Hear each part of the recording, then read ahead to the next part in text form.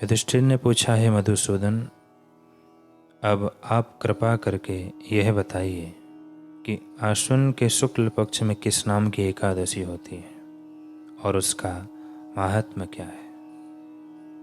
भगवान श्री कृष्ण बोले, राजन, आश्विन के शुक्ल पक्ष में जो एकादशी होती है वह पापांकुशा के नाम से विख्यात है। वह सब पापों को हरने वाली, स्वर्ग और मोक्ष प्रदान करने वाली, शरीर को निरोग बनाने वाली तथा सुंदर स्त्री, धन तथा मित्र देने वाली है। यदि अन्य कार्य के प्रसंग से भी मनुष्य इस एकमात्र एकादशी को उपवास कर ले तो उसे कभी यम यातना नहीं प्राप्त होती।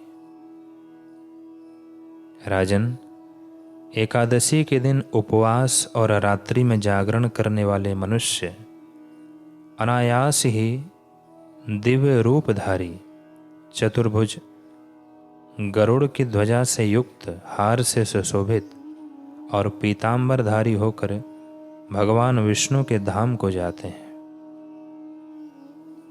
राजेंद्र, ऐसे पुरुष मातृपक्ष की 10, पितृपक्ष की 10 तथा पत्नी के पक्ष की भी 10 पीढ़ियों का उद्धार कर देते हैं। उस दिन संपूर्ण मनोरथ की प्राप्ति के लिए मुझ वासुदेव का पूजन करना चाहिए।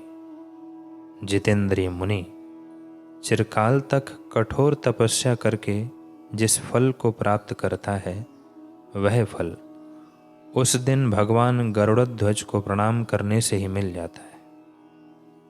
जो पुरुष स्वर्ण, तिल, भूमि, गो, अन्न, जल, जूते और छाते का दान करता है वह कभी यमराज को नहीं देखता।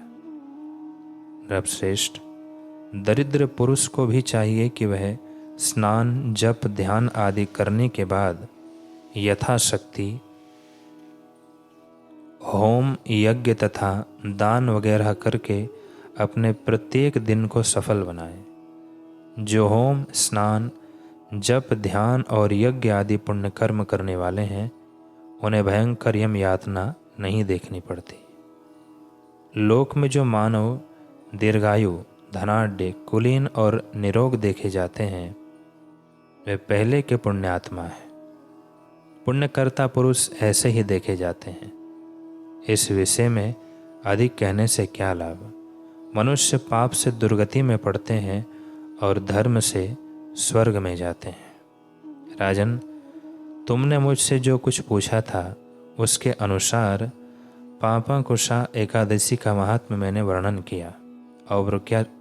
अब और क्या सुनना चाहते हो?